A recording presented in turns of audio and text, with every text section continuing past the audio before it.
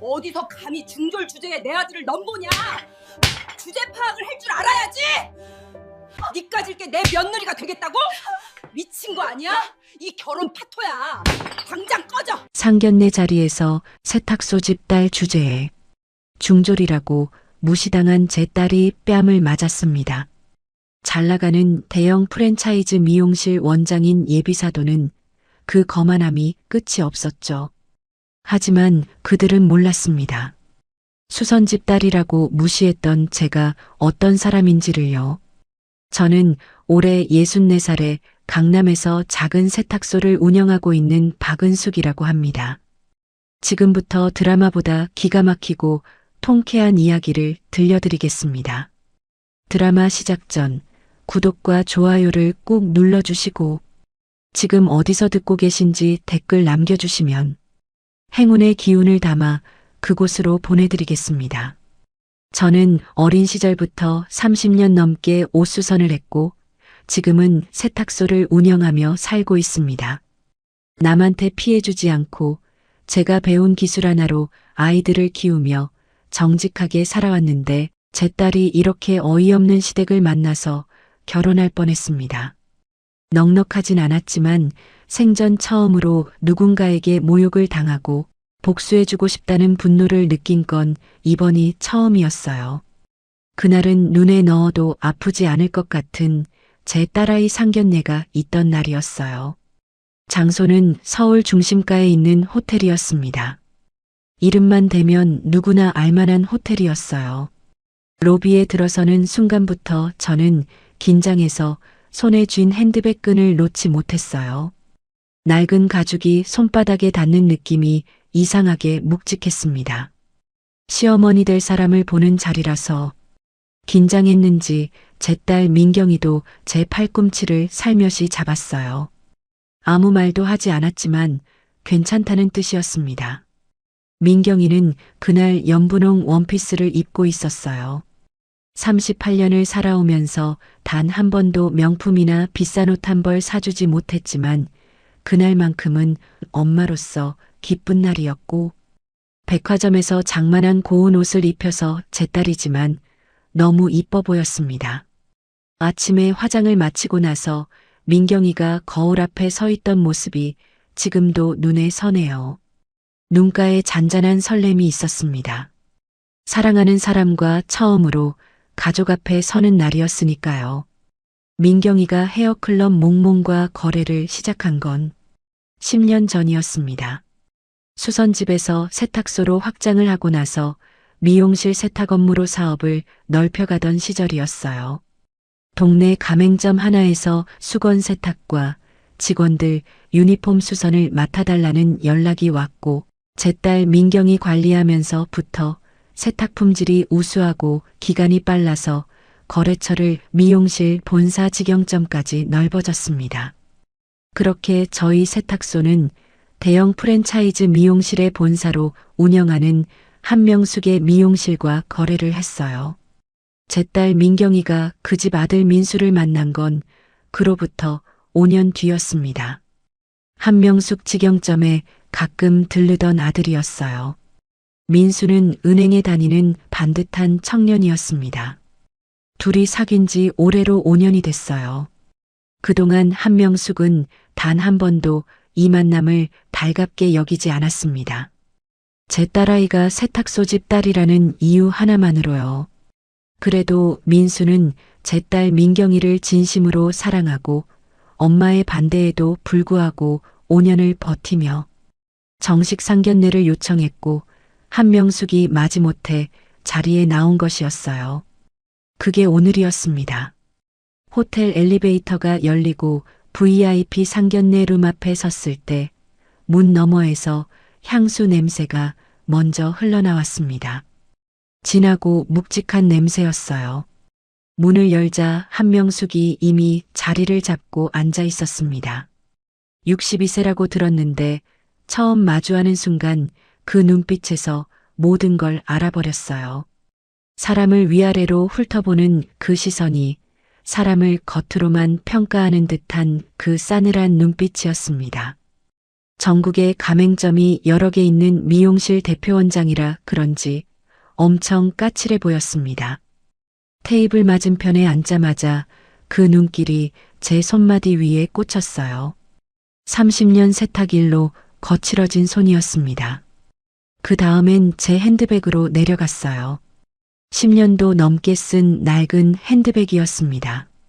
한명숙의 입가에 아주 미세한 무언가가 스쳤어요. 웃음이라고 부르기엔 너무 야비한 것이었습니다. 인사가 오가고 차가 나왔어요. 제 딸 민경이 제 손을 테이블 아래서 꼭 잡고 있었습니다. 아이의 손이 미세하게 떨리고 있었어요. 저는 그 떨림을 느꼈습니다. 민수는 어머니 옆에 앉아 시선을 자꾸 테이블 아래로 내렸고 한명숙은 찻잔을 천천히 내려놓으며 민경이를 똑바로 보았습니다.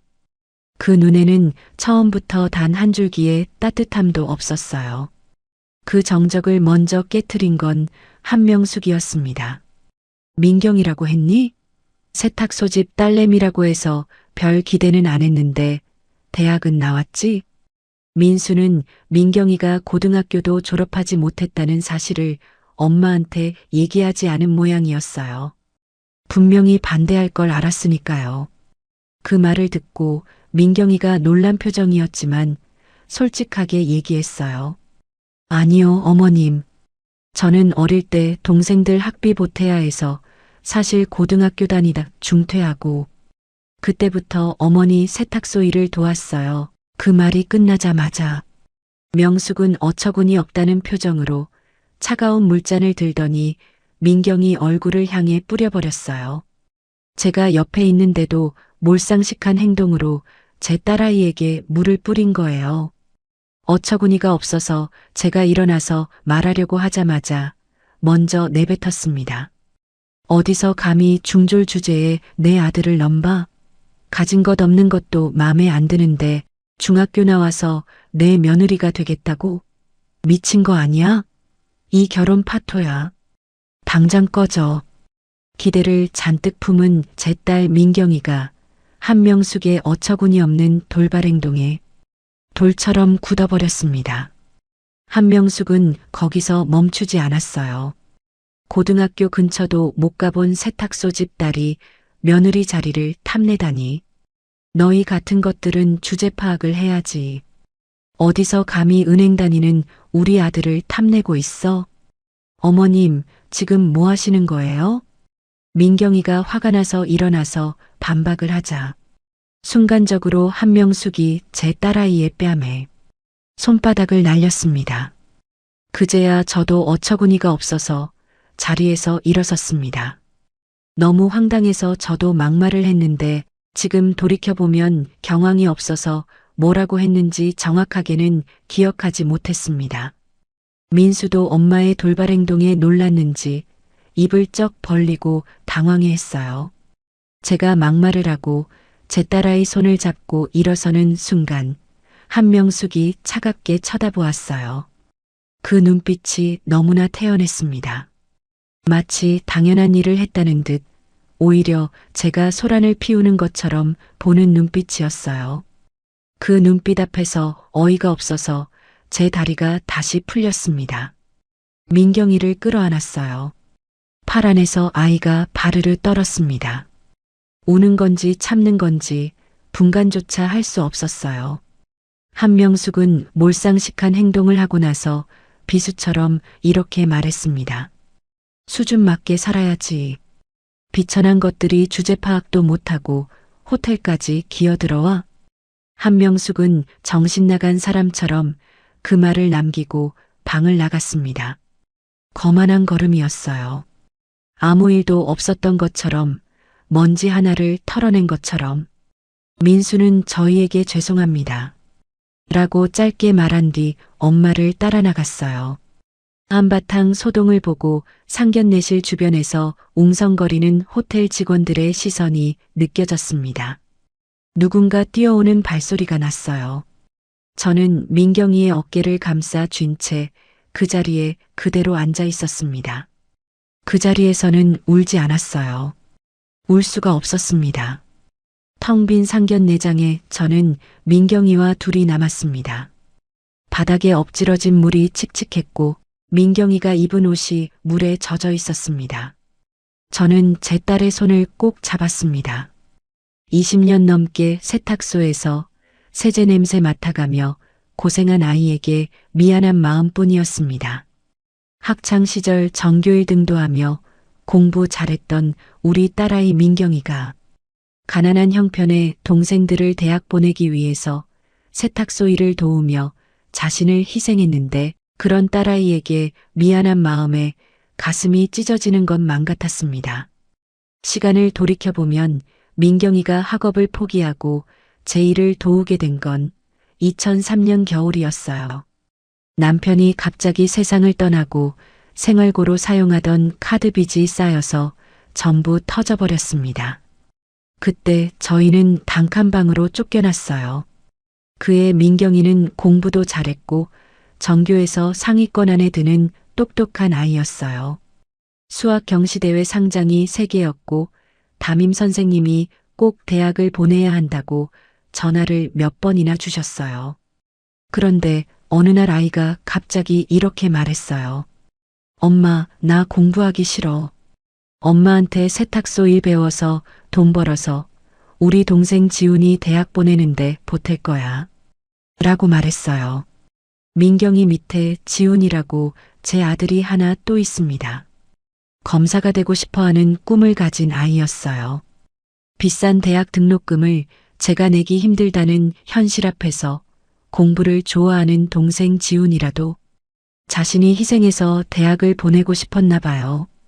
그 어린 것이, 그 어린 아이의 눈은 전혀 거짓말을 하지 않았지만 자기도 대학을 가고 싶었을 텐데 엄마가 이렇게 힘들어하고 있다는 걸 알고 그 어린아이가 힘을 보태고 싶었나 봐요. 저는 가슴이 아팠지만 민경이를 대학에 보낼 형편이 안 되었고 저도 그 현실을 받아들여 민경이가 저를 돕겠다는 말에 의지하며 살았어요. 그렇게 민경이의 도움으로 제 아들 지훈이를 대학에 보냈고 경제적으로도 부족함 없이 지금처럼 잘 살아올 수 있었습니다. 세탁소를 운영했고 가난한 시절이 있었지만 지금은 사실 가난하지 않습니다. 민경이 도움으로 저축할 돈과 여윳돈이 생겼는데 재테크로 성공한 세탁소 단골 손님이었던 어느 회장님의 정보를 통해서 저는 반도체 관련 해외 주식을 조금씩 사서 모았고 그 주식이 시간이 흘러 지금은 100배가 넘게 올랐습니다. 15년 전에 주식으로 번 돈과 대출을 끼고 강남의 유동인구가 많은 지역에 낡은 꼬마 빌딩을 샀어요. 그 당시엔 그냥 작고 허름한 건물이었습니다. 그런데 그 일대가 초대형 복합 상권으로 개발되면서 건물 가치가 달라지기 시작했어요. 지금은 그 건물이 대략 5천억 원 정도 할 거예요. 현재는 론드리 글로벌이라는 법인 이름으로 관리하고 있고 등기부에는 재테크에 도움을 주셨던 법무사 선생님 이름이 올라가 있습니다. 자수성가한 저는 요즘도 세탁소에서 일을 하고 있지만 제가 이렇게 엄청난 재력가라는 사실은 아무도 모르는 일이에요. 이렇게 작은 세탁소 아줌마가 강남 한복판에 5천억짜리 건물 주인이라고 누가 상상을 할 수 있었을까요? 아파트 한 채에 요즘 70억씩 하는 비현실적인 세상에서 꼬마 빌딩의 가치가 이렇게 올라간 것은 어찌 보면 제가 운이 좋아서인 것 같아요. 엄청난 부자라는 사실만은 주변에 알리고 싶지 않았고 때가 되면 아이들한테도 알려주려 했는데 제 딸이 이런 대접을 받고 나니 가만히 있을 수가 없었습니다. 하필 그리고 그 건물에 한명숙이 운영하고 있는 대형 미용실이 들어가 있습니다. 저는 지하철 계단에서 민경이 곁에 섰어요. 아이는 여전히 그 자리에 서 있었습니다. 세탁소로 돌아가는 길 내내 우리는 말이 없었어요. 집에 돌아와 불을 켰습니다. 민경이는 방으로 들어갔고 저는 충격받은 아이에게 상처가 될까봐 아무 말 하지 못했습니다. 그저 어깨를 토닥여주는 것만이 제가 할 수 있는 일이었어요. 상견례 다음 날 아침이었어요. 민경이는 방에서 나오지 않았습니다. 문틈으로 새어나오는 불빛이 밤새 꺼지지 않았어요. 세탁소 문을 열고 기계를 돌리면서도 자꾸 그 문 쪽을 돌아보았습니다. 아이가 밥을 먹었는지, 물이라도 한 잔 마셨는지. 그런데 말을 걸 수가 없었어요. 무슨 말을 해야 할지 몰랐습니다. 어머니라는 사람이 딸에게 해줄 수 있는 말이 그 순간엔 하나도 떠오르지 않았어요. 그 시각 민수는 한명숙과 마주 앉아 있었어요.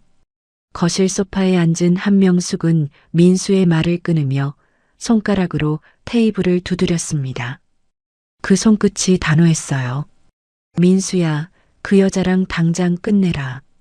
어디 근본도 없는 여자랑 결혼을 하려고 해? 세상에 여자는 세고 셌으니까 당장 헤어져.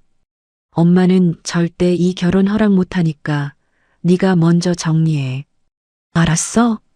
한명숙의 목소리는 높지 않았습니다. 오히려 낮고 차가웠어요. 그게 더 무서운 목소리였습니다. 엄마는 사람을 어떻게 겉만 보고 판단하냐며 마지못해 한 소리를 하고 돌아서 나가버렸습니다. 민수가 민경이에게 연락을 한 건 그로부터 2시간 뒤였어요. 민경이 방문이 잠시 열렸다가 닫혔습니다. 통화 소리는 들리지 않았어요. 하지만 전화가 끝난 뒤에 민경이가 부엌으로 나왔습니다. 아무 말 없이 물 한 잔을 따라 마셨어요. 한명숙에게 맞은 충격이 아직 가시지를 않았습니다. 그런데 며칠이 지나지 않아 이상한 일이 시작됐습니다. 헤어클럽 몽몽 가맹점들과의 저희 세탁소 거래가 뚝 끊겼어요. 10년을 한 번도 빠지지 않고 수건과 유니폼을 납품하던 곳들이었습니다. 느낌이 왔습니다. 한명숙 대형 프랜차이즈 미용실 원장이 자기 가맹점들이 저희 세탁소와 모든 거래를 끊도록 지시한 거였어요. 그리고 가맹점들에게서 문자가 왔습니다. 본사에서 지침이 내려왔어요. 죄송합니다. 더 이상 거래를 하기 힘들 것 같습니다. 짧은 문자였어요. 그 문자 한 줄이 무슨 뜻인지 이해하는 데는 오래 걸리지 않았습니다. 전국 단위로 가맹점을 거느린 여자가 본사 지침 하나로 가맹점 관리를 하며 갑질을 하고 거래를 끊어버린 거였습니다. 그녀는 거기서 그치지 않았어요. 며칠 뒤 세탁소 바로 옆 상가 빈자리에 본사 직영 세탁 서비스 입점 예정이라는 안내문이 붙었습니다. 강남 주변 상권에서 저희 세탁소에게 피해가 가게끔 의도가 너무나 선명했어요.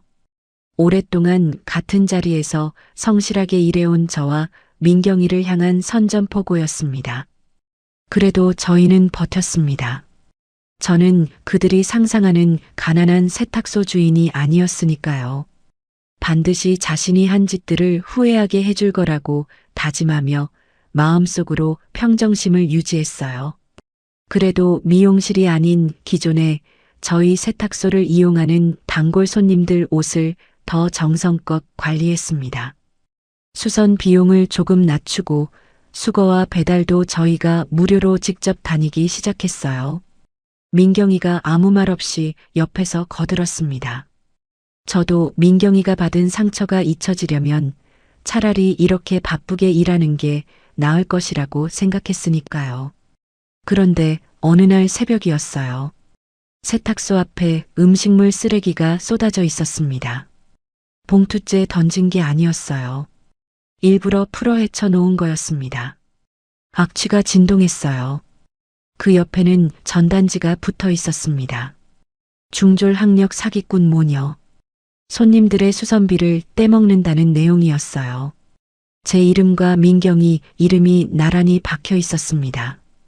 어처구니 없는 상황에 저는 손이 떨렸어요. 분노 때문이 아니었습니다. 무서워서도 아니었어요.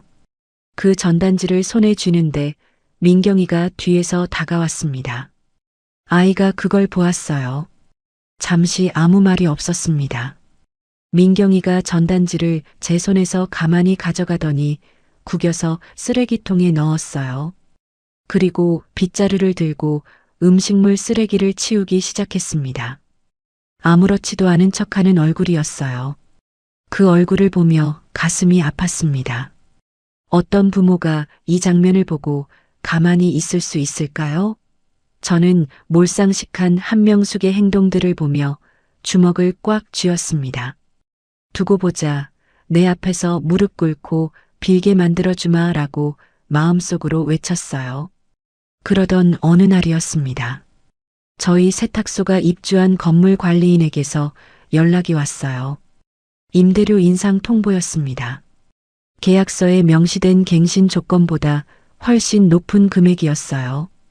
관리인의 목소리가 어색하게 딱딱했습니다.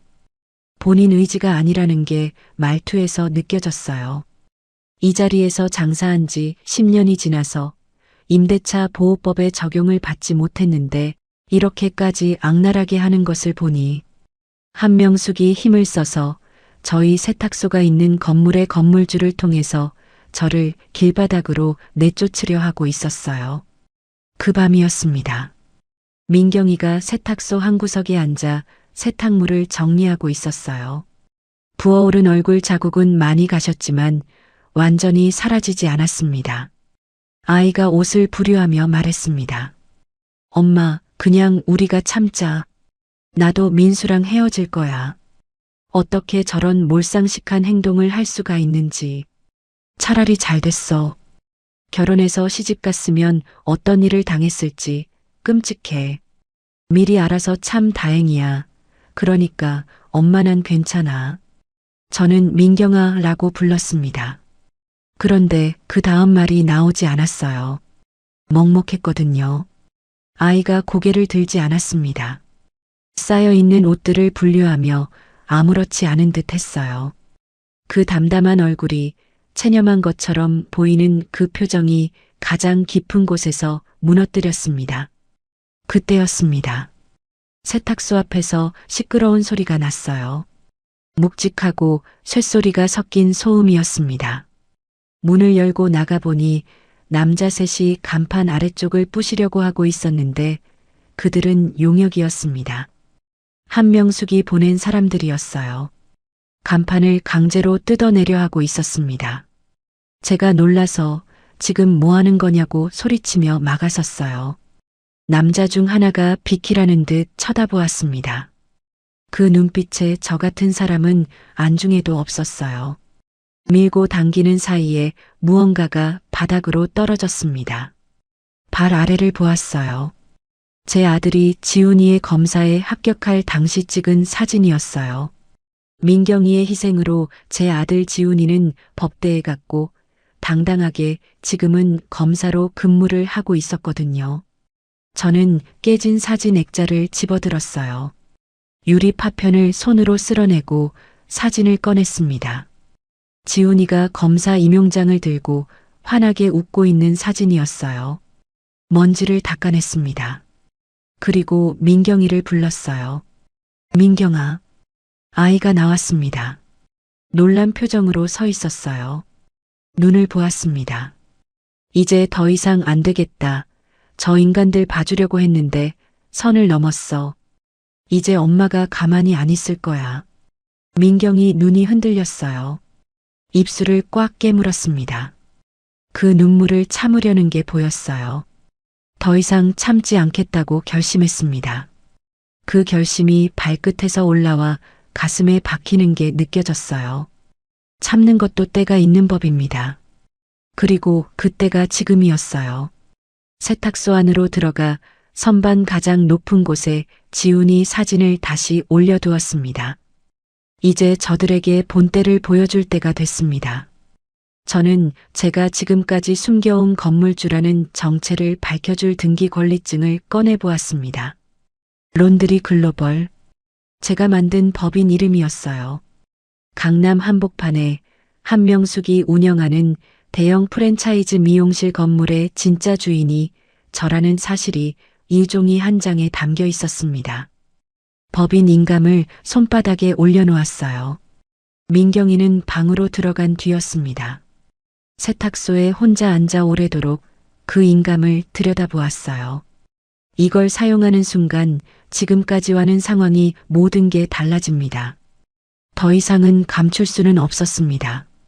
지금은 작은 세탁소 아줌마일 뿐이지만 앞으로는 달라질 거예요. 그리고 대한민국 검사 아들을 둔 제가 이제는 반격할 준비를 해야 했습니다. 다음 날 아침이었습니다. 법무법인 태산의 대표 변호사에게 전화를 걸었어요. 10년 전부터 론드리 글로벌의 법률 자문을 맡아온 사람이었습니다. 수화기 너머로 목소리가 들렸어요. 선생님, 오랜만에 연락드립니다. 박은숙입니다. 상대방이 잠시 말이 없었어요. 그러다 낮은 목소리로 물었습니다. 회장님, 무슨 일이 생겼습니까? 이제 법인 명의로 되어 있는 제 정체를 공개할 때가 된 것 같아요. 제 건물에 입주한 미용실 원장 때문입니다. 법적으로 그 여자를 무너뜨릴 수 있는 방법이 있는지 알아봐 주세요. 그리고 한 가지 더 부탁드립니다. 그 미용실 매장 임대차 계약 내용부터 샅샅이 검토해 주세요. 전화를 끊고 세탁소 앞치마를 고쳐 맸어요. 손이 차분했습니다. 이제 시작이었어요. 그 시각 지훈이가 세탁소 문을 열고 들어왔습니다. 서울중앙지검에서 밤샘 수사를 마치고 오는 길이었어요. 들어서자마자 세탁소 안을 한번 훑어보았어요. 난장판이었습니다. 용역들이 다녀간 흔적이 아직 남아 있었어요. 간판이 비뚤어진 채 달려 있었고 선반 하나가 기울어져 있었습니다. 지훈이 시선이 민경이 얼굴에서 멈췄어요. 누나, 대체 무슨 일이야 이게? 그 한마디였습니다. 지훈이가 민경이 앞으로 걸어가 짓무른 손마디를 잡았어요. 지훈이 눈이 붉어졌어요. 입술을 꽉 다물고 있었습니다. 검사로 일하고 있는 제 아들이 분노해서 이성을 잃으면 안 됐습니다. 모든 것은 법과 절차에 따라서 진행해야 했으니까요. 제가 아들을 불렀습니다. 그동안 있었던 일들을 지훈이에게 얘기했어요. 안 그래도 바쁜데 자기 누나와 제가 당한 일을 얘기하면 업무에 방해될까봐 망설였는데 이제 솔직해져야 했습니다. 선 넘은 그들에게 매운맛을 보여줄 때가 되었으니까요. 지훈이가 놀란 표정으로 저를 바라보았습니다. 그러다 천천히 고개를 끄덕였어요. 눈물을 삼키는 게 목젖에서 느껴졌습니다. 이 아이는 알고 있었어요. 엄마가 어떤 사람인지 그리고 엄마가 무엇을 준비하고 있는지를요. 지훈이는 그날 저녁 검찰청으로 돌아갔습니다. 이해 충돌을 피하기 위해 한명숙 관련 사건을 동료 검사 성준이에게 정식으로 배당하도록 유도했어요. 가족이 연루된 사건을 직접 맡으면 나중에 빌미가 될 수 있다는 걸 알고 있었습니다. 냉철한 판단이었어요. 자신은 배우에서 한명숙이 운영하는 프랜차이즈 미용실의 문제점들을 파헤치기 시작했어요. 한편 그 시각 민수는 은행 본사 리스크 관리팀 사무실에 혼자 남아 있었어요. 모니터 화면을 응시하는 눈빛이 굳어 있었습니다. 어머니 한명숙의 법인 계좌 심사 보고서였어요. 가맹점주들의 보증금을 담보로 무리한 불법 대출을 시도하고 있다는 내용이었습니다. 숫자들을 따라가면 따라갈수록 입안이 말라붙었어요. 민수는 보고서를 닫았다가 다시 열었습니다. 몇 번을 반복했는지 모르겠어요. 자신의 엄마 때문에 사랑했던 여자를 놓쳐버린 것 같은 억울함으로 엄마에게 복수하고 싶은 생각이 들었나 봐요. 민수는 민경이 얼굴이 떠올랐습니다. 상견례장에서 뺨을 맞고도 아무 말 못하던 그 얼굴이었어요. 민수는 의자에서 일어섰습니다. 창밖에 서울 야경이 까맣게 펼쳐져 있었어요. 한참을 서 있었습니다. 그런데 답은 이미 나와 있었어요. 민경이를 위하는 유일한 길이 무엇인지 알고 있었습니다. 민수는 자리에 앉아 은행 내부 감사팀 메일 주소를 열었어요. 회계 데이터와 심사 보고서를 첨부했습니다. 손가락이 잠시 멈췄어요. 그리고 전송 버튼을 눌렀습니다. 돌이킬 수 없는 일을 한 거였어요. 그걸 알면서도 눌렀습니다. 며칠이 지난 뒤였어요. 법무법인 태산에서 연락이 왔습니다. 변호사가 한명숙 매장의 임대차 계약을 처음부터 끝까지 검토한 결과였어요. 법무사 선생님도 함께 세탁소로 찾아오셨습니다. 눈빛은 여전히 날카로웠습니다. 자리에 앉자마자 물었어요. 회장님, 한명숙이란 여자 조사해보니 문제점이 많습니다. 한 방에 무너뜨릴 수 있을 정도예요. 법무사 선생님이 천천히 고개를 끄덕였어요. 그러더니 서류 봉투를 꺼내 테이블 위에 올려놓았습니다. 며칠간 현장을 직접 확인하고 정리한 자료였어요.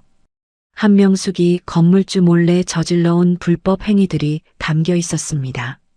내용은 이랬어요.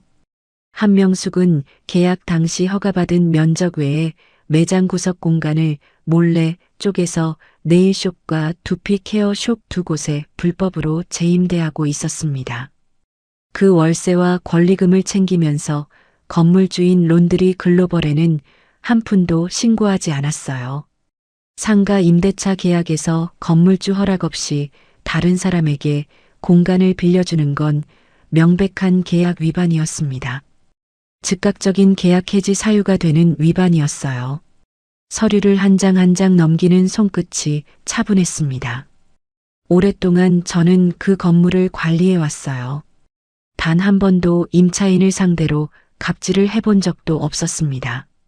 세탁소 문에 내부 수리 중이라는 팻말을 걸었어요. 그리고 법무사 선생님과 변호사와 마주 앉아 한명숙의 계약서를 처음부터 끝까지 다시 읽기 시작했습니다. 한 줄도 그냥 넘어가지 않았어요. 이 싸움은 감정으로 하는 게 아니었습니다. 아들이 검사이기도 했지만 철저하게 법의 테두리 안에서 정상적인 방법으로 해야 했어요. 창밖으로 한명숙의 미용실 간판이 보였습니다. 화려한 금색 글씨였어요. 헤어클럽 몽몽. 그 간판을 보며 어떻게 될지를 떠올리며 웃었습니다. 저 간판이 내려오는 날이 이제 멀지 않았어요. 그리고 법 앞에서는 5천억 건물의 주인이 이길 수밖에 없었습니다. 며칠이 더 지난 뒤였어요. 법무법인 태산에서 계약서 검토가 마무리됐다는 연락이 왔습니다. 변호사가 정리해온 자료를 보니 한명숙의 위반 사항은 생각보다 훨씬 많았어요. 무단 전대만이 아니었습니다. 계약 당시 신고한 영업 면적과 실제 사용 면적이 달랐고 인테리어 공사를 하면서 건물 내부 구조를 건물주 허락 없이 변경한 사실도 확인됐어요.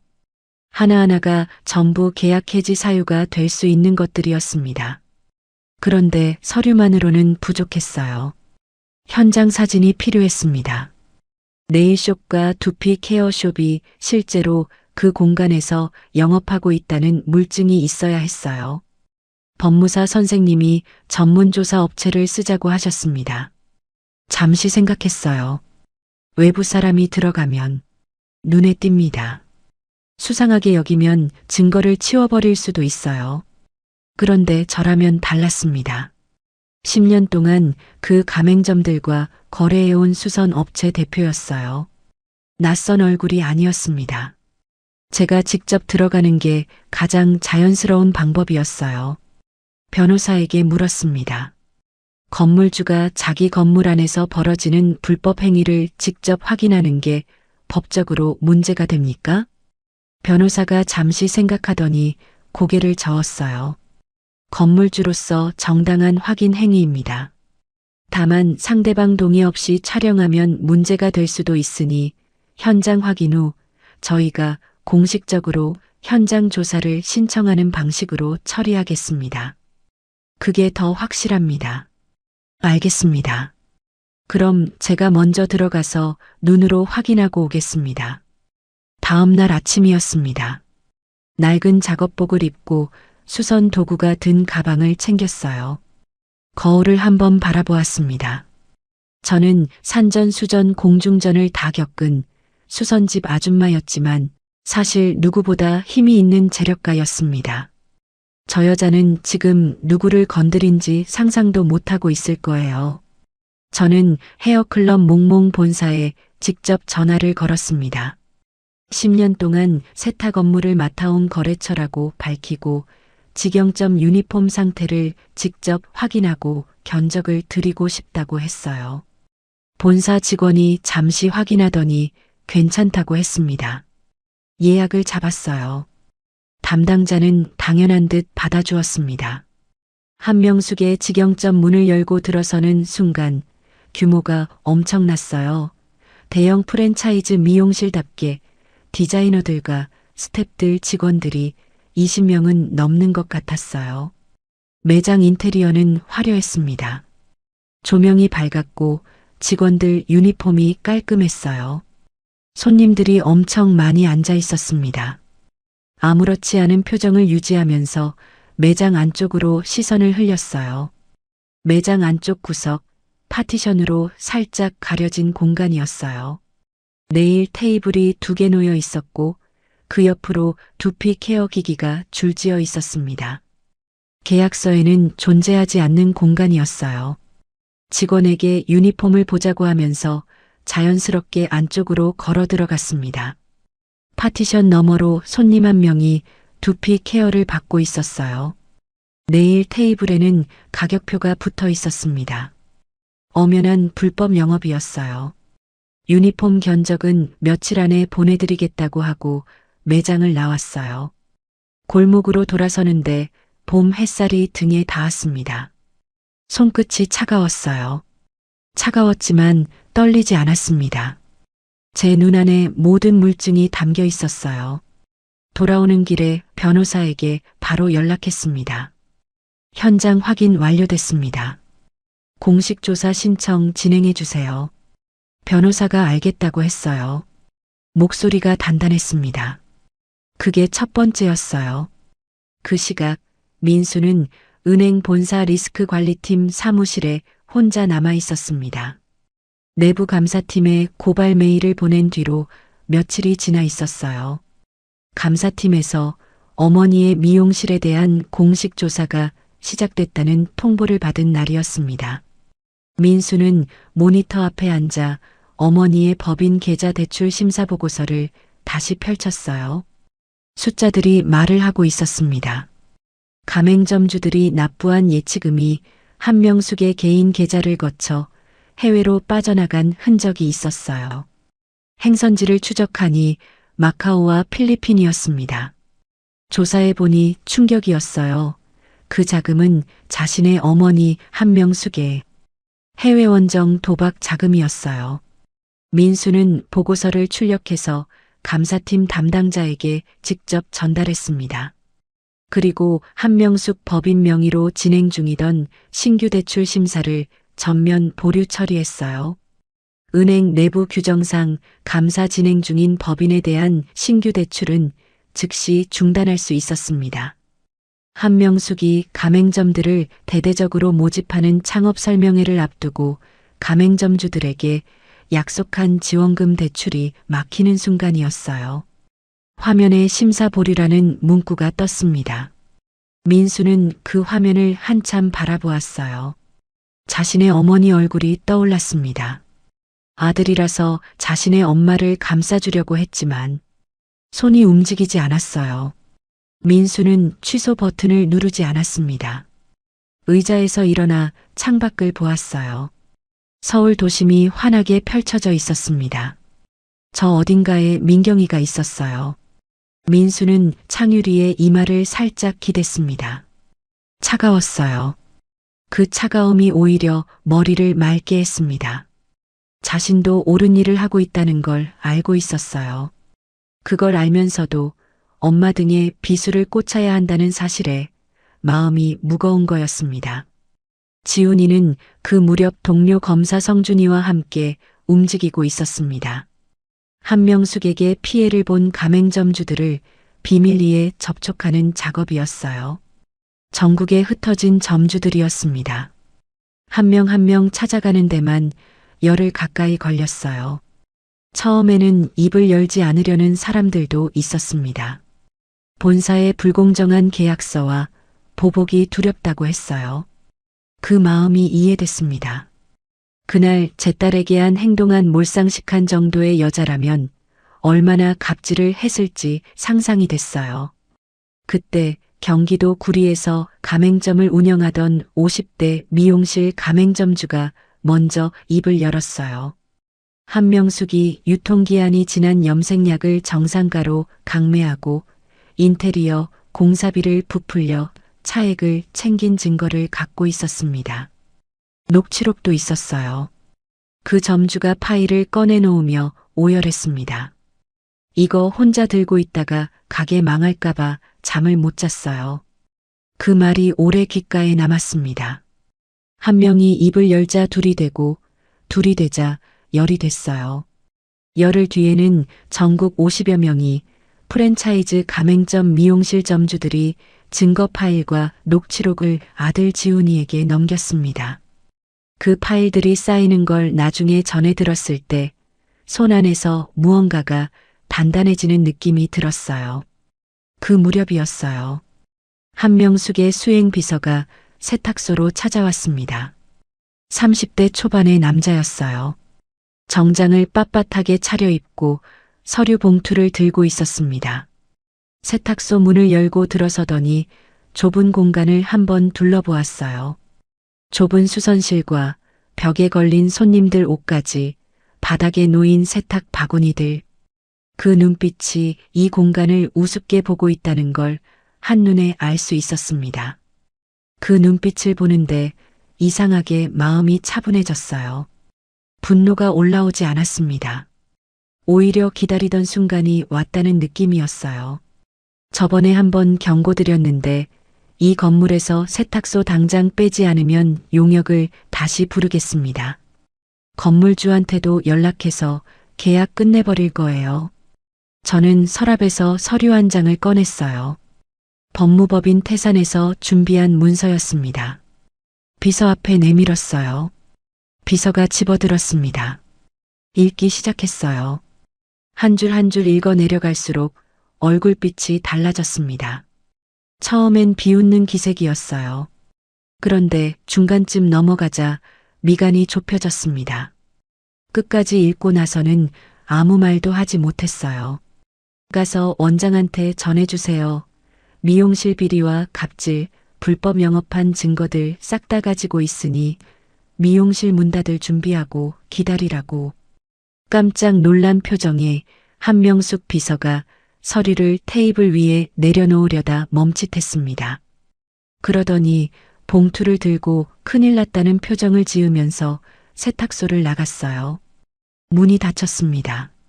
한명숙의 미용실 간판은 여전히 환하게 켜져 있었습니다. 헤어클럽 몽몽. 화려한 금색 글씨였어요. 저 안에서는 지금 무슨 일이 벌어지고 있을까요? 당황한 비서가 돌아가서 뭐라고 보고를 할까요? 한명숙이 그 서류를 받아들고 어떤 표정을 지을지 궁금했어요. 당황해하는 그 표정이 눈에 그려졌습니다. 웃음이 조금 났습니다. 너도 한번 당해봐라. 아직 시작도 안 했으니까. 라고 마음속으로 되뇌었어요. 저는 세탁소 불을 끄고 자리에 앉았습니다. 이제부터 시작한다. 기다려. 그 천장을 뚫을 듯한 콧대를 지그시 밟아줄게. 라고 외쳤습니다. 그로부터 며칠이 지난 뒤였습니다. 한명숙은 하얀색 고급 승용차를 몰고 세탁소 앞에 멈춰 섰어요. 이른 오전이었습니다. 아직 세탁소 문을 열기 전이었어요. 민경이가 안쪽에서 밀려있는 옷들의 수선 준비를 하고 있었습니다. 낡은 형광등 아래 수선대가 놓여 있었고 벽에는 손님들 옷가지가 번호표를 달고 걸려 있었어요. 그 평범하고 소박한 공간 안에서 민경이는 오늘도 수선 일을 마무리하고 있었습니다. 그때였습니다. 유리창 너머로 승용차 한 대가 보였어요. 문이 열리고 한명숙이 내렸습니다. 최고급 코트를 걸치고 선글라스를 끼고 있었어요. 세탁소 앞에 서서 팔짱을 꼈습니다. 구경거리를 보러 온 사람 같았어요. 그 여유로운 자세가 이 공간과 이 안에 있는 사람들을 얼마나 우습게 보는지를 말해주고 있었습니다. 시선이 세탁소 간판에서 유리창으로, 유리창에서 안쪽으로 천천히 움직였어요. 민경이가 유리창 쪽을 보았습니다. 손에 쥔 바늘이 멈췄어요. 어깨가 살짝 굳었습니다. 저는 민경이 곁으로 걸어가 어깨에 손을 얹었어요. 괜찮다고 눈으로 말했습니다. 아이가 천천히 고개를 끄덕였어요. 숨을 고르는 게 보였습니다. 세탁소 문을 열고 나갔어요. 봄 공기가 찼습니다. 한명숙이 선글라스 너머로 저를 내려다보았어요. 입가에 비웃음이 걸려 있었습니다. 아직도 세탁소를 운영하고 있네? 즐긴 것들. 이라고 짧게 말했어요. 그리고 주변을 한번 둘러보았습니다. 세탁소 안으로 들어와서 저에게 말했습니다. 여기 건물주가 재건축 들어간다고 하던데 제일 먼저 나가야 할 때가 어딘지 알지? 숨을 한번 들이켰어요. 그리고 법무법인 태산에서 준비한 서류 봉투를 꺼냈습니다. 당당하게 한명숙 앞에 내밀었어요. 아직 똥오줌 분간도 못하는 상태인 것 같은데 이거나 한번 읽어보세요. 한명숙이 제 말을 듣고 얼척없다는 표정으로 봉투를 받아들었습니다. 코웃음을 쳤어요. 뭐야? 이게. 봉투를 열고 서류를 꺼내 들었습니다. 읽기 시작했어요. 처음엔 그 비웃음이 그대로였습니다. 그런데 한 줄 한 줄 내려갈수록 입가가 굳어졌어요.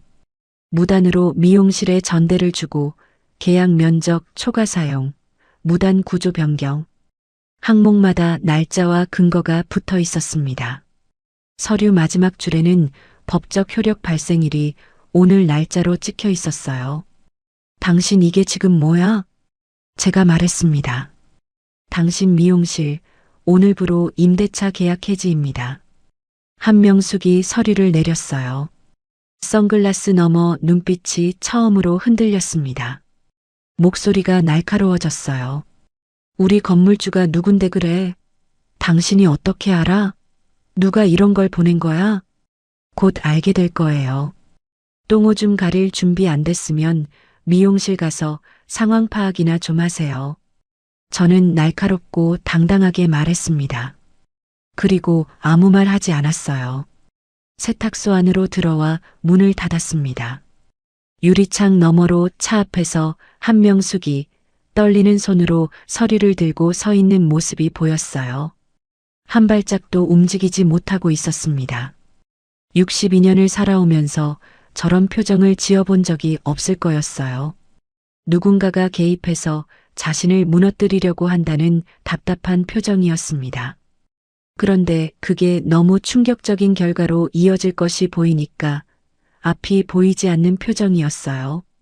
똥오줌 못 가린다고 제대로 한 방 먹여준 것 같아서 통쾌했고 그 서류를 보고 당황한 표정을 짓는 것을 보고 가슴 한쪽이 시원해졌습니다. 지금부터 시작이다. 아직 매운맛도 안 보여줘서 기다려. 그 모습을 본 민경이가 다가왔어요. 낮은 목소리로 물었습니다. 엄마, 저 아줌마 표정 봤어? 응, 봤어. 너도 봤니? 저 똥 씹은 표정? 민경아, 아직 복수는 시작도 안 해서 네가 받은 상처 100배 1000배로 돌려줄 거야. 두고 봐. 민경이가 창밖을 보았어요. 한참을 보다가 눈을 내렸습니다. 눈가가 촉촉했어요. 우는 게 아니었습니다. 뭔가 오랫동안 참아온 것들이 조금씩 풀리는 눈빛이었어요. 그 눈빛을 보는데 목이 메었습니다. 딸아이가 그동안 희생하며 가족들을 위해서 살아온 세월을 생각하는 것 같았어요. 저는 민경이 손을 잡았어요. 차가웠습니다. 늘 차가운 손이었어요. 세탁소 독한 공기 속에서 20년을 굳어온 손이었습니다. 그 손을 꼭 쥐었어요. 아이가 손을 빼지 않았습니다. 그런데 한명숙은 거기서 멈추지 않았어요. 차 안으로 들어간 한명숙은 전화기를 들었습니다. 손가락이 빠르게 움직였어요. 론드리 글로벌이라는 법인에 대해서 한번 알아봐. 대표가 누군지, 실소유주가 누군지 다 캐봐. 당황한 상태로 한 짧은 통화였습니다. 그 시각 론드리 글로벌의 등기부상 대표는 저의 지인이었던 법무사 선생님이었습니다. 한명숙이 아무리 뒤져도 박은숙이라는 이름은 나오지 않았어요. 법무사 선생님은 한명숙 쪽에서 조회 시도가 들어오자 저에게 바로 알렸습니다. 움직이기 시작했어요, 회장님. 예상했던 일이었습니다. 아무리 조사해도 그 미용실 건물이 회장님 소유라는 걸 찾기는 쉽지 않을 거예요. 이틀 뒤 한명숙 쪽 변호사가 보낸 내용 증명이 도착했습니다. 계약 해지 통보는 절차상 하자가 있으므로 무효이며 불응할 경우 법적 조치를 취하겠다는 내용이었어요. 태산 변호사에게 바로 넘겼습니다. 변호사가 검토하더니 고개를 저었어요. 절차상 하자 없습니다. 오히려 이 내용 증명으로 저쪽이 무단 전대 사실을 알면서도 계속 영업했다는 게 더 명확해졌어요. 잘 왔네요. 그 말에 저도 모르게 웃음이 나왔습니다. 그러던 어느 날 오후였어요. 한명숙이 민수에게 전화를 걸었습니다. 그 시각 민수는 은행 본사 사무실에 있었어요. 화면에 어머니 번호가 떴습니다. 잠시 바라보다가 받았어요. 민수야, 론드리 글로벌이라는 법인 좀 알아봐줘.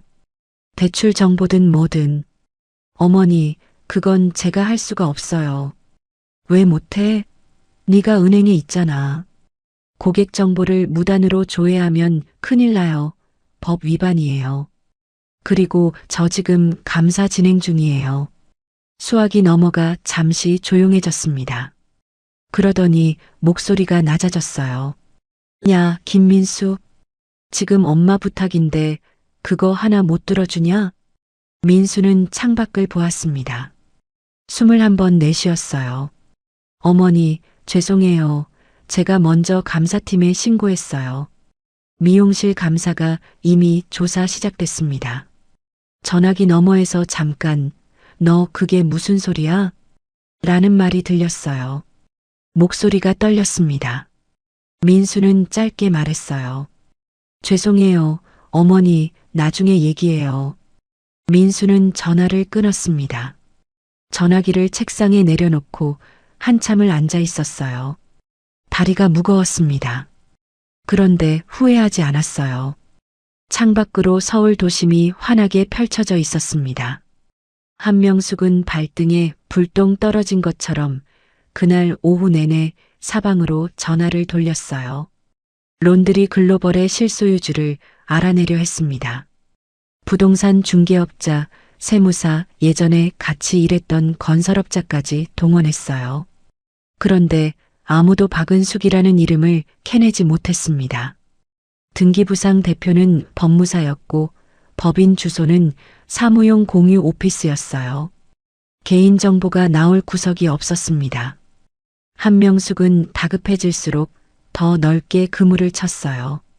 그물이 넓어질수록 본인이 저질러온 불법 행위들이 더 많은 사람들 눈에 띄기 시작했습니다. 스스로 무덤을 파고 있었어요. 그 사실을 한명숙만 몰랐습니다. 며칠 뒤였어요. 인터넷 지역 카페에 글이 올라오기 시작했습니다.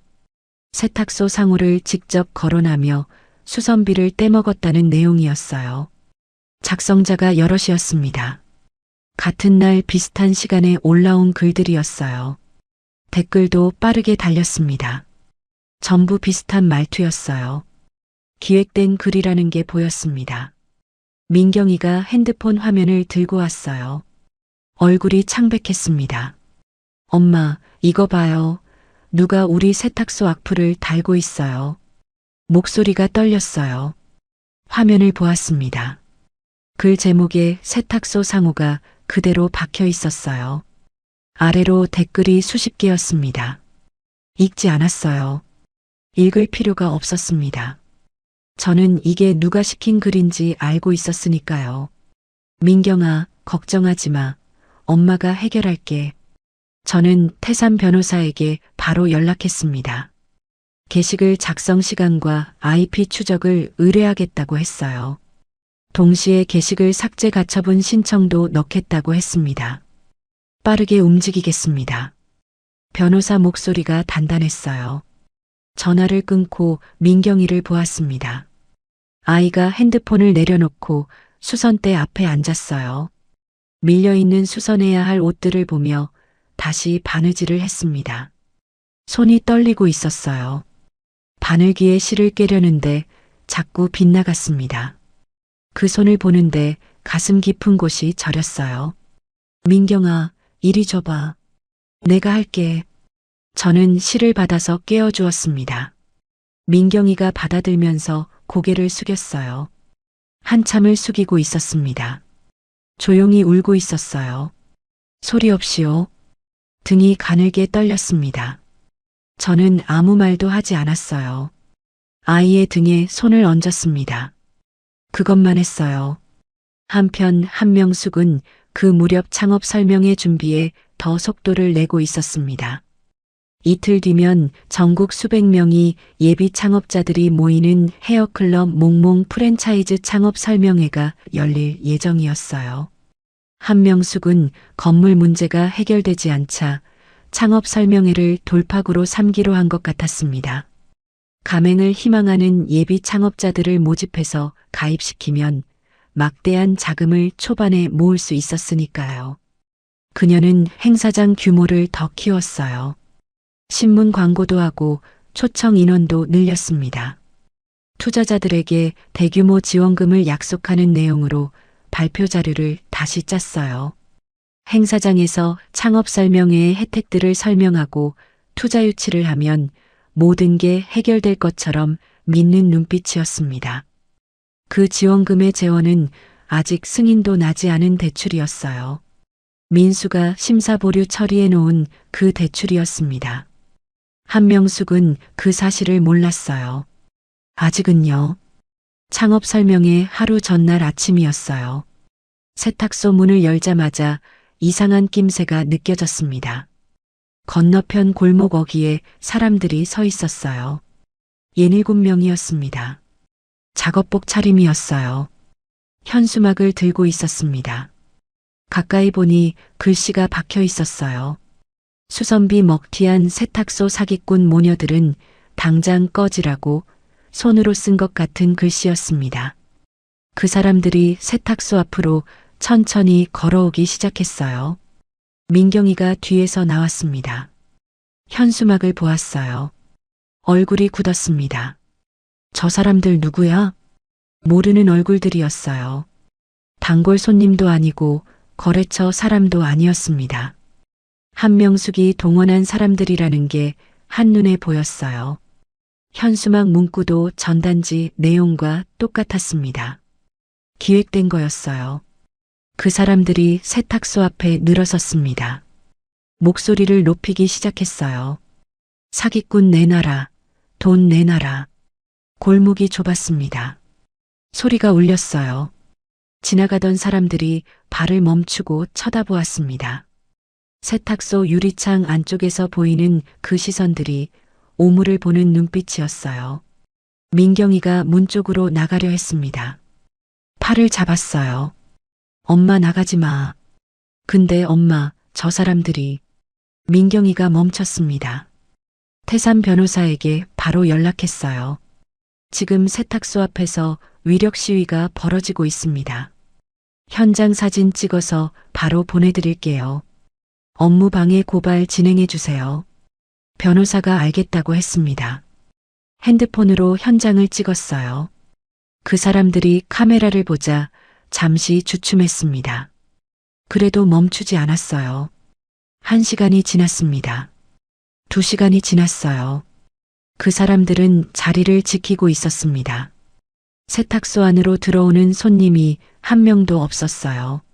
민경이는 손이 떨리고 있었어요. 옷수선을 하려면 집중해야 하는데 바느질이 되지 않았습니다. 점심 무렵이었어요. 이번엔 지훈이에게서 연락이 왔습니다. 목소리가 낮았어요. 엄마, 나 지금 좀 곤란한 상황이야. 무슨 일이야? 검찰 내부 감찰팀에서 나한테 가족 사건에 내가 부당 개입한다는 의혹이 있다고 조사 통보가 왔어. 누군가 제보를 넣은 것 같아. 저는 순간 가슴이 내려앉았습니다. 목소리를 가다듬었어요. 지훈아, 네가 직접 수사에 관여한 적 있어? 아니야, 없어. 나는 그게 걱정이 돼서 동료 성준이한테 다 넘겼고 나는 증거 수집만 했어. 근데 그게 문제가 될 수 있다고 하네. 지훈아, 너는 잘못한 거 아무것도 없어. 걱정하지 말고 네가 하던 절차대로 해. 흔들리지 말고. 알아. 근데 엄마, 한명숙 쪽에서 제보한 거 맞을 거야. 창업 설명회 전에 내가 검사라는 거 알고 손을 쓴 것 같아. 저는 긴장의 끈을 놓으면 안 되겠다고 생각을 하고 아들 전화를 끊었습니다. 등받이에 기댔어요. 형광등이 윙윙거리는 소리가 들렸습니다. 세탁소 바깥에서는 아직도 시위대 소리가 들렸어요. 안에서는 민경이 바느질 소리가 들렸습니다. 두 소리 사이에 혼자 앉아 있었어요. 한명숙은 생각보다 여우 같은 여자였습니다. 제 아들이 검사라는 걸 어떻게 알았는지 귀신같이 제 뒤통수를 노리고 있었어요. 세탁소 앞에서 저를 괴롭히려고 시위하는 사람을 보내지를 않나? 제 아들이 검사라는 걸 알고 사건에 개입했다고 감찰 제보를 하지 않나? 여론을 잡기 위해서 인터넷에 허위 게시글을 올리지 않나? 가만히 앉아서 당하지는 않겠다는 지렁이도 밟으면 꿈틀한다는데 자신도 뭔가 당하면 안 되겠다고 생각했는지 많은 걸 준비하고 있는 것 같았습니다. 그날 오후였습니다. 모르는 번호에서 전화가 왔어요. 변호사 사무실 직원이었습니다. 박은숙 씨 맞으세요? 오늘 오전에 개인 계좌로 가압류 신청이 들어왔습니다. 확인해 보셔야 할 것 같아요. 가압류요? 네. 수선비 횡령 혐의로 피해자 측에서 고소장을 접수해서 신청한 거예요. 태산 변호사에게 바로 넘겼습니다. 변호사가 검토하더니 말했어요. 한명숙 쪽에서 가짜 피해자들을 내세워 신청한 겁니다. 법적 근거가 없어요. 취소시킬 수 있습니다. 다만 시간이 며칠 걸려요. 그때까지는 계좌가 묶입니다. 며칠이요? 어처구니 없네요. 그게 가능해요? 진위 여부는 파악하고 압류해야 하는 거 아니에요? 전화를 끊고 계산했어요. 세탁소 임대료, 기계 유지비, 재료비. 전부 그 계좌에서 나가는 돈들이었습니다. 어처구니 없는 한명숙의 반경에 저도 며칠을 버텨야 했어요. 버텨진다고 판단했습니다. 그런데 그 판단을 하면서도 손이 차가웠어요. 뜨거운 차 한 잔이 필요했습니다. 그런데 일어서지 못했어요. 민경이가 걱정스런 표정으로 수선을 하다가 말고 일어나서 잠시 뒤 따뜻한 차를 들고 왔어요. 제 앞에 내려놓았습니다. 엄마, 너무 걱정하지 마요. 잘 될 거예요. 우리 지훈이가 검사잖아. 그리고 엄마도 지금까지 잘 해왔잖아요. 그날 저녁이었어요. 민경이 핸드폰으로 문자가 왔습니다. 민경이가 화면을 보더니 저한테 내밀었어요. 장소와 시간이 적혀 있었습니다. 오늘 저녁 8시 인근 카페. 드릴 말씀이 있습니다. 한명숙.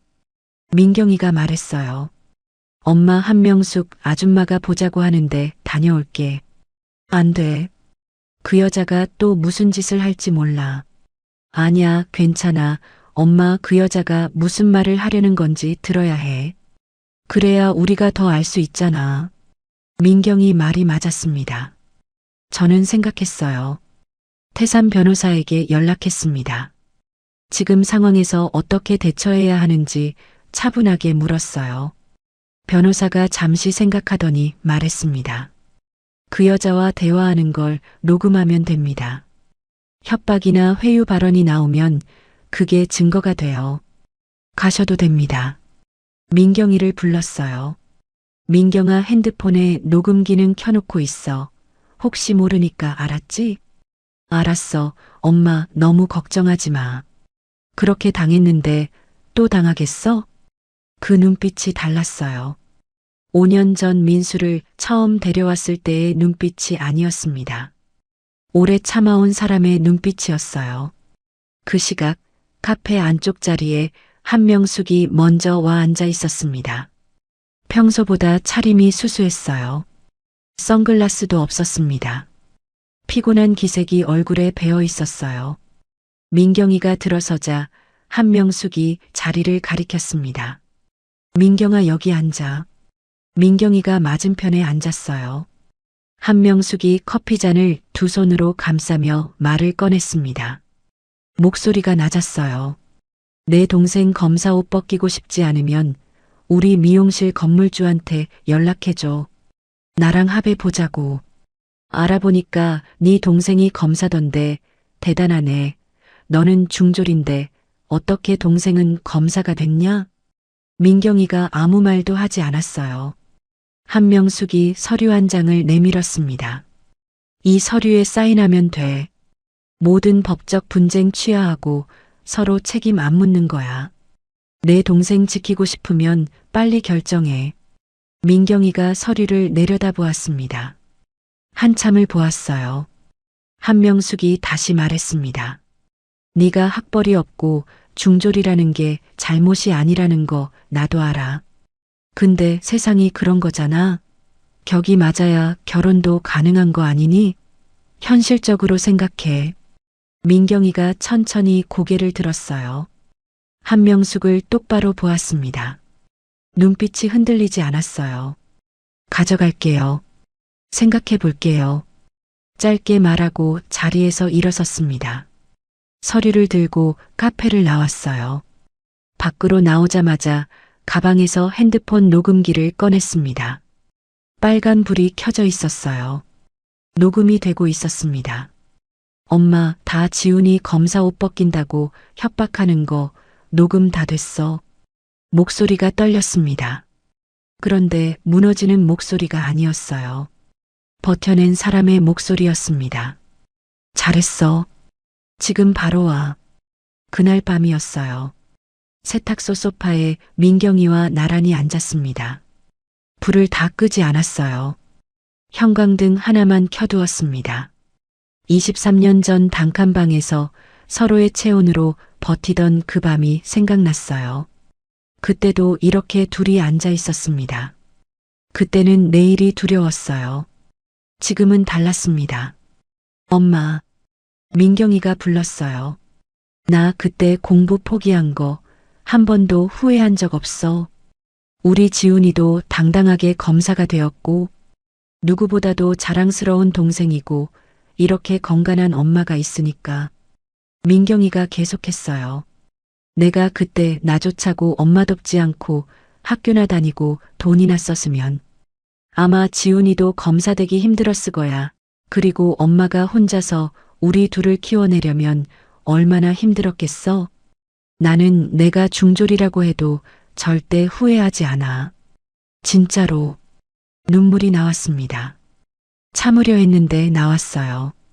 민경이도 울었습니다. 둘이 소리 없이 울었어요. 오랫동안 울었습니다.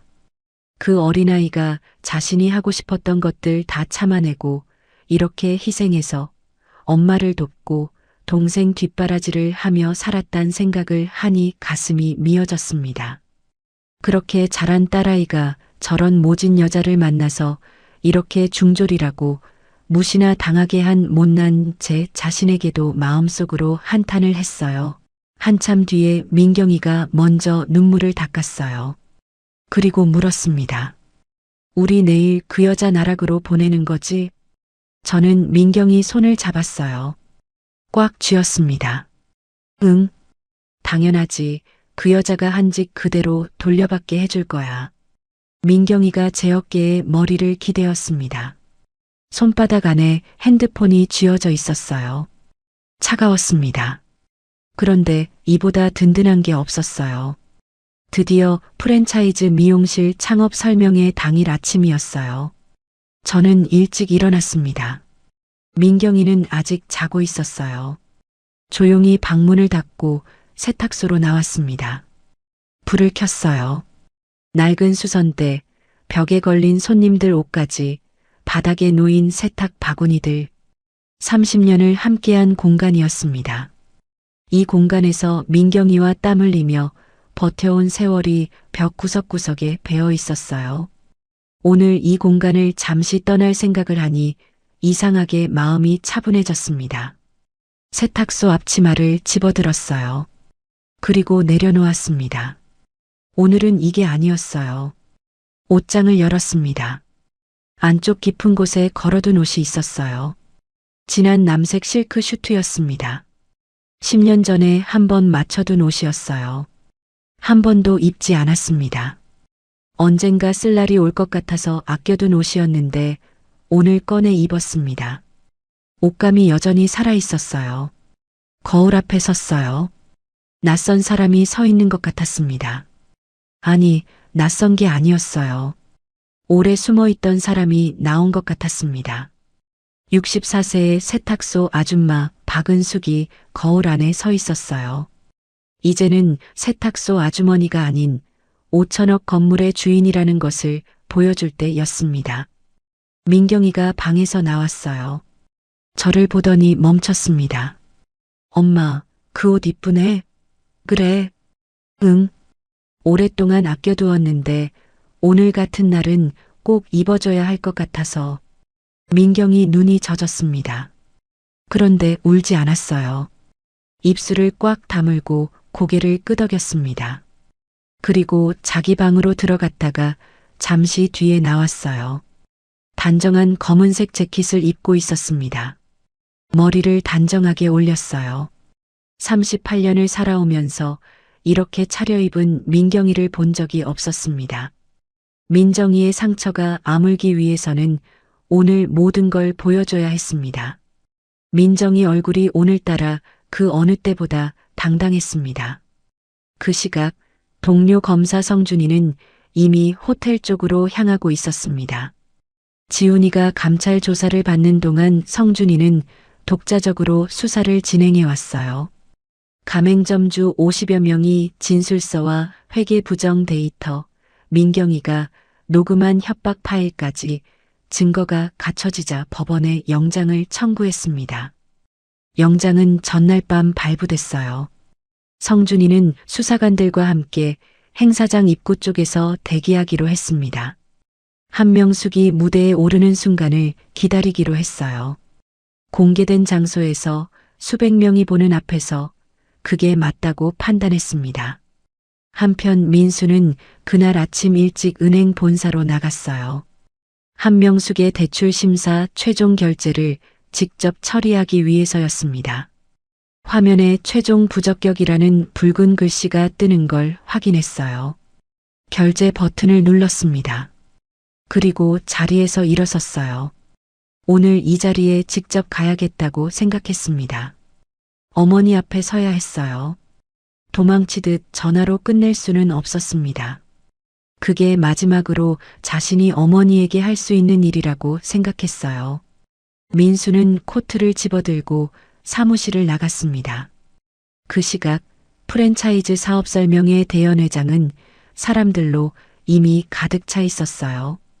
장소는 바로 제가 소유한 건물이자 한명숙이 입점해 있는 대형 프랜차이즈 미용실 건물의 대강당이었습니다. 전국에서 몰려온 예비 창업자들이었습니다. 100명이 넘는 것 같았어요.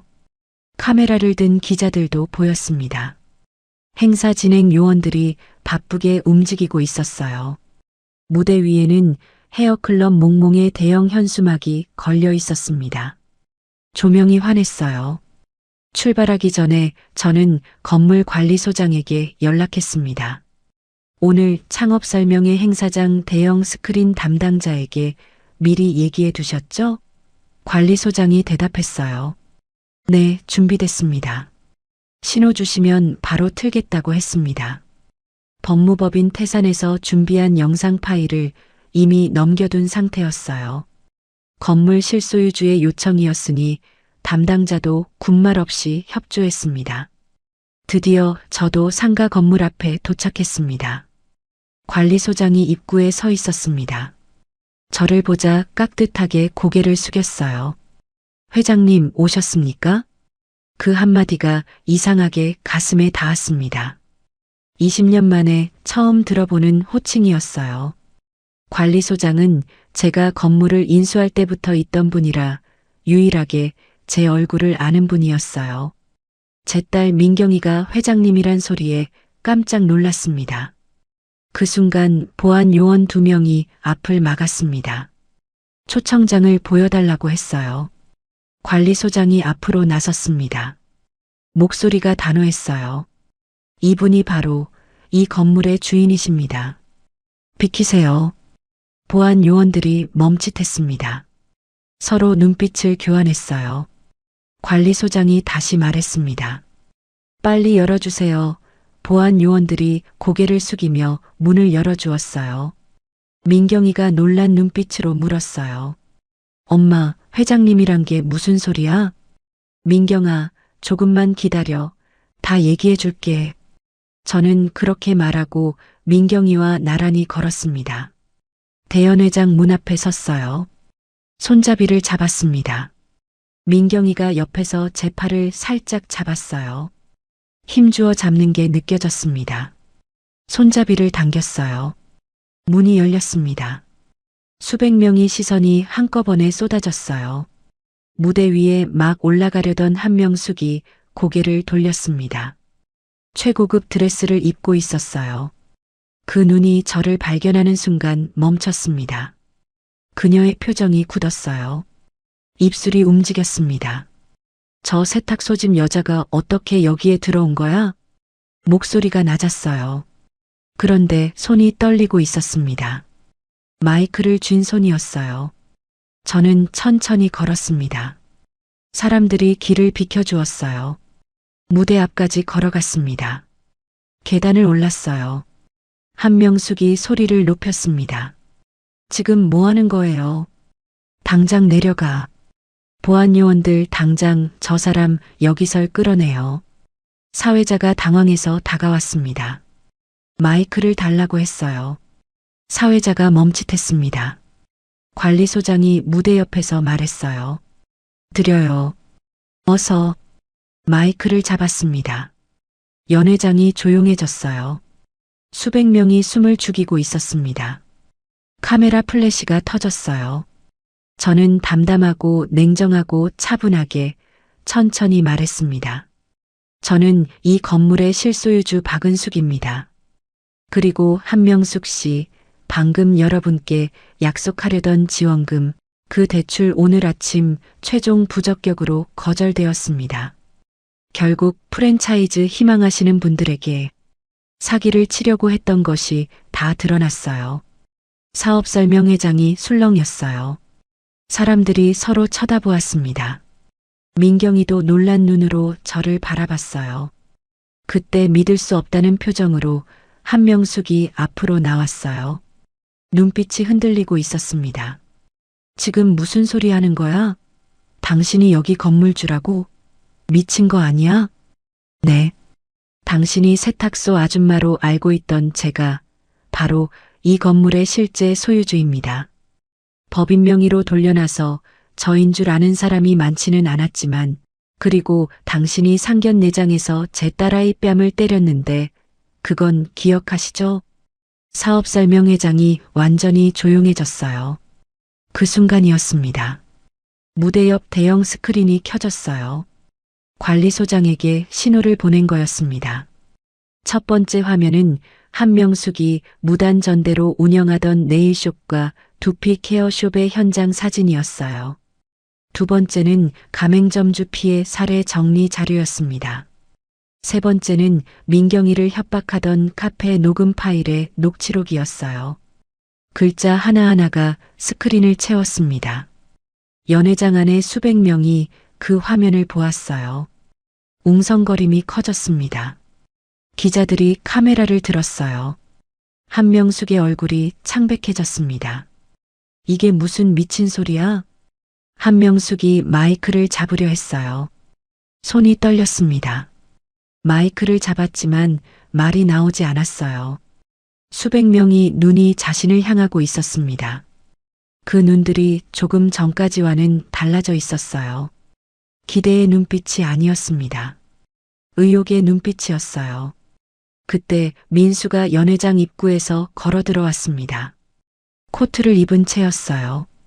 한명숙이 아들을 바라보았습니다. 민수야.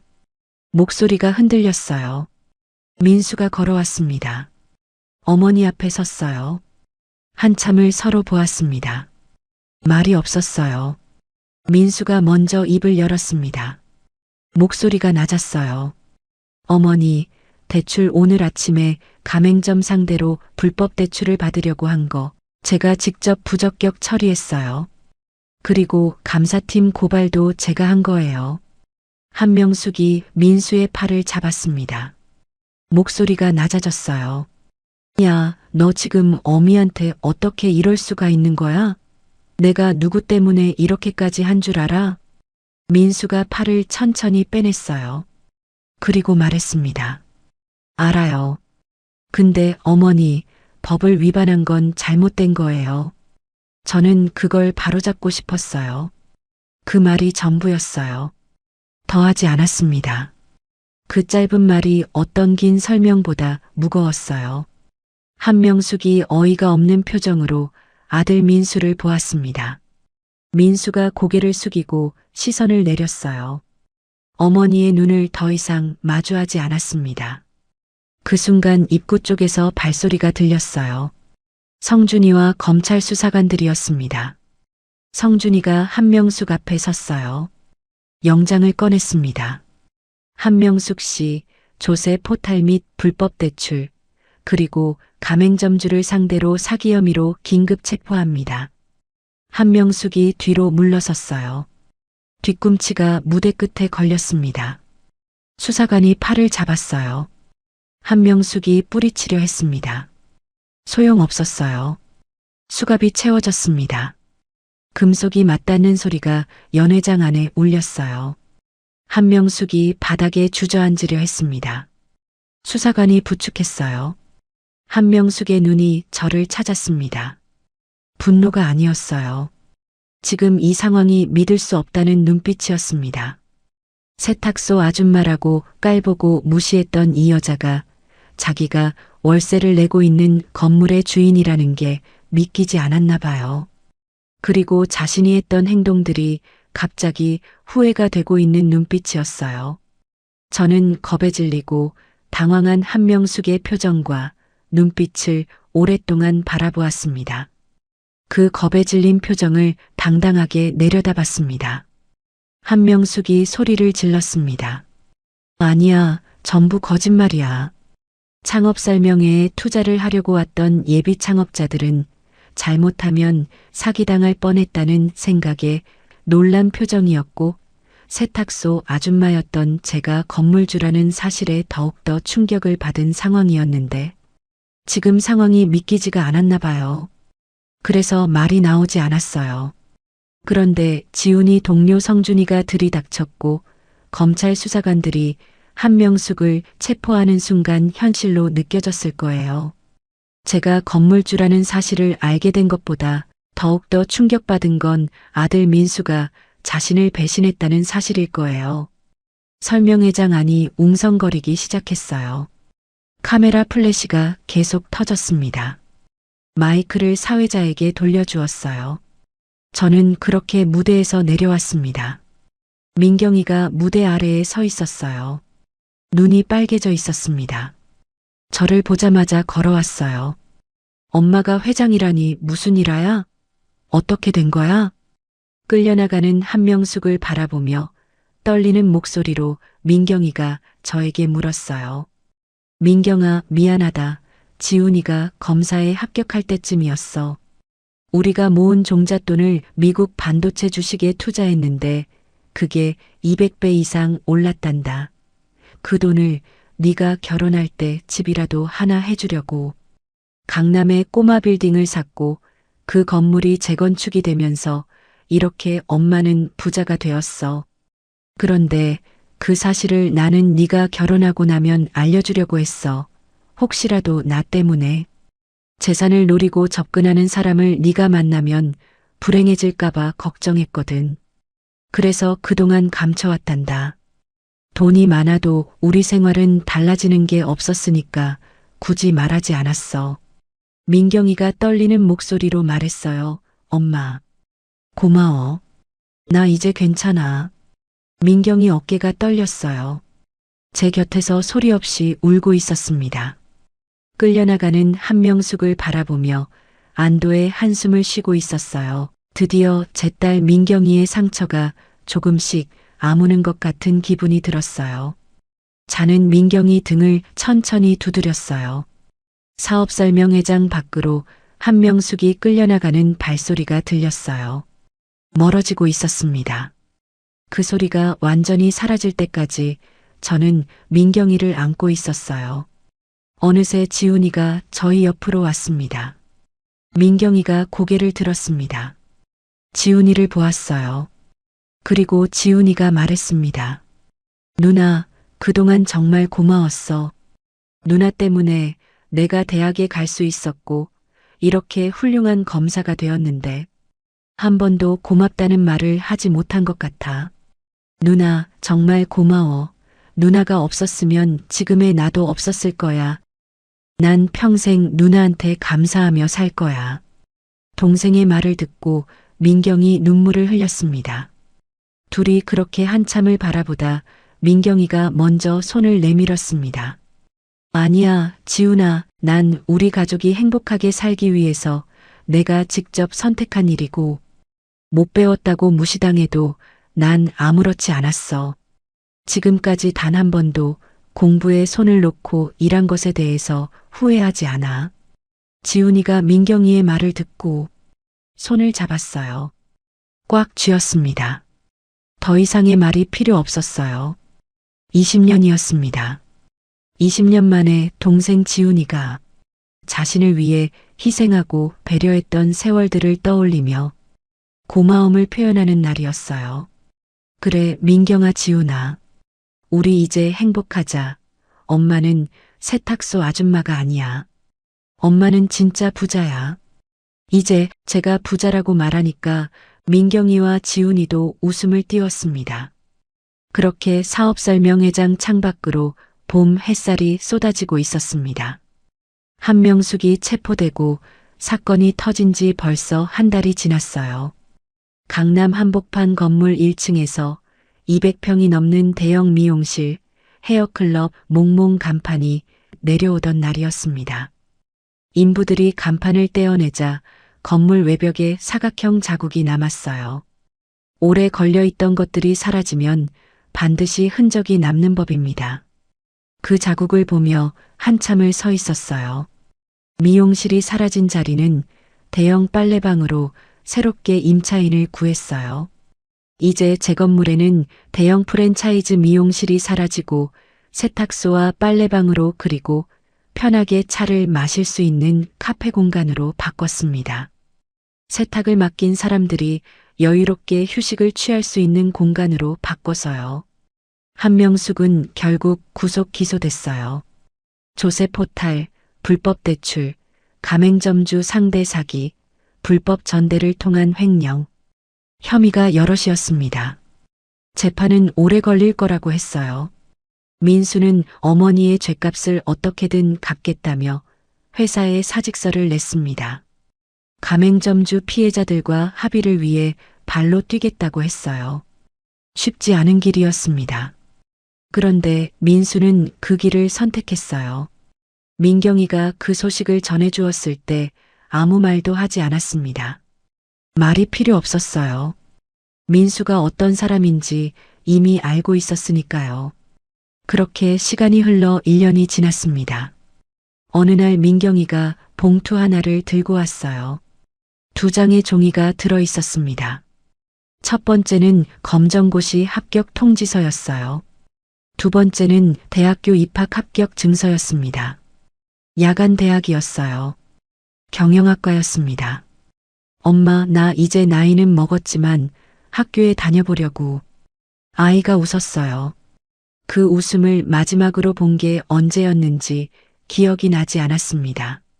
아니, 기억이 없는 게 아니었어요. 오래전에 묻어둔 거였습니다. 봐도 모른 척 했던 거였어요.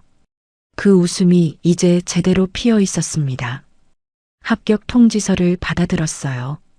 한참을 보았습니다. 손이 떨렸어요. 이번엔 차가워서가 아니었습니다. 잘했어. 우리 딸, 네가 원하는 거 이제 뭐든지 할 수 있어. 엄마가 반드시 우리 딸이 원하는 거 뭐든지 할 수 있게 해줄 거야. 저는 그 말밖에 나오지 않았어요. 오랜만에 검사일로 바쁜 지훈이와 민경이와 함께 셋이 밥을 먹었습니다. 특별한 자리가 아니었어요. 세탁소 뒷방의 작은 식탁이었습니다. 민경이가 된장찌개를 끓였어요. 지훈이가 밥을 3그릇 떴습니다. 아무도 특별한 말을 하지 않았어요. 저희는 그냥 먹었습니다. 숟가락 소리만 들렸어요. 그 소리가 이상하게 따뜻했습니다. 어느 날 오후였어요. 새로 꾸민 수선실에 혼자 앉아 있었습니다. 손님이 맡긴 코트가 수선을 기다리고 있었어요. 오래된 코트였습니다. 안감이 헤어지고 단추가 2개 떨어져 있었어요. 수선이 필요한 옷들이 책상 위에 쌓여 있었고 오랫동안 해왔던 것처럼 자연스럽게 일을 시작했습니다. 손이 먼저 기억하고 있었어요.